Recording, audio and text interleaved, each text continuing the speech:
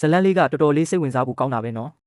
အပြန်လန်ဂယူးဆိုင်မှုတွေနဲ့လှုပ်ဝက်ဆန်းကျဲတဲ့အလှည့်ပြောင်းလေးတွေပါဝင်နေတဲ့ဒီဇလန်းကိုမြန်မာဘာသာနဲ့အောက်မှာဖော်ပြပေးလိုက်ပါတယ်ဟောင်းတော့နည်းနည်းဟောင်းနေပြီဒါပေမဲ့သူ့ရဲ့လှုပ်ဆောင်ချက်တွေကကောင်းသားပဲလို့ပြောရင်းဂူရှင်းကခောက်ဆွဲဆလုပ်ပါတယ်အဲ့ဒီအခါလင်းကဒီနေ့ခောက်ဆွဲကိုငါပဲလှုပ်လိုက်မယ်လို့ပြောလိုက်တယ်ဂူရှင်းကသူ့ကိုအပုံဝတ်ပေးလိုက်ပြီးလင်းကဟင်းချက်ပါတော့တယ်ဂူရှင်းစားကြည့်တဲ့အခါမှာတော့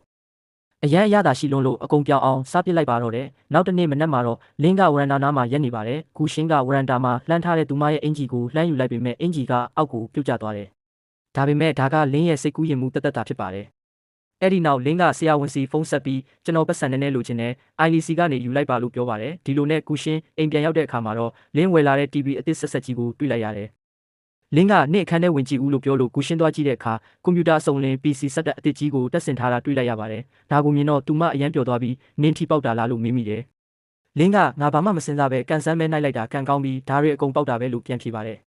ဒါအပြင်လင်းက credit card တစ်ကတ်ကိုသူမလက်ထဲထည့်ပေးရင်ဒါထဲမှာပတ်စံအကျွင်းကြံတွေရှိသေးတယ်တင်ထားလိုက်လို့ပြောတယ်ဂူရှင်းကညင်းပေမဲ့လင်းကတော့သူမလက်ထဲအတင်းထည့်ပေးလိုက်ပါတယ်နောက်ခန်းမှာတော့ဂူရှင်းအလုပ်သွားတဲ့အခါမန်နေဂျာတို့ကသူမကိုဝိုင်းကူညီပေးနေပါတယ်ဒါကိုမြင်တော့တခြားဝန်ထမ်းတွေကသူတို့နှစ်ယောက်အကြောင်းအတင်းပြောကြပါတော့တယ်အဲ့ဒီမှာမိန်းကလေးတစ်ယောက်ကဂူရှင်းမှရီးစားရှိတယ်လို့ပြောပေမဲ့ဘယ်သူမှမယုံကြပါဘူး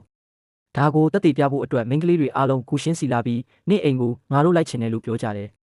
မန်နေဂျာတို့ကိုလည်းအတူတူလိုက်ဖို့ခေါ်ကြပါတယ်ဂူရှင်းကညင်းပြီးနောက်မှပဲအိမ်ကိုဖိတ်ပါမယ်လို့ပြောပေမဲ့မိန်းကလေးတွေကရပါတယ်နင်ကငါတို့ကိုအိမ်ကိုမခေါ်ချင်လို့ပါလို့ဆိုလာကြပါတယ်ဒါနဲ့ဂူရှင်းလည်းသဘောတူလိုက်ပြီးအားလုံးကိုအိမ်ခေါ်လာခဲ့ပါတယ်လမ်းမှာတော့သူမကလင်းစီကိုငါတငယ်ချင်းတွေနဲ့အိမ်ပြန်လာနေပြီးနင်းတနေရာမှာခဏသွားပုံးနေဦးလို့စာပို့လိုက်ပါတယ်အိမ်ရောက်လို့တကားဖွင့်လိုက်တဲ့အခါမှာတော့သစိမ်းတစ်ယောက်ကအိမ်ရှိမှရက်နေပါတယ်ဂူရှင်းအိမ်ထဲဝင်လိုက်တာနဲ့အိမ်ရဲ့အခြေအနေကလုံးဝပြောင်းလဲနေတာကြောင့်အံ့အားသင့်သွားရပါတယ်လင်းကအရှိမှထိုင်နေပြီးစပွဲပေါ်မှာလည်းအစားအသောက်တွေအပြည့်ပြင်ဆင်ထားက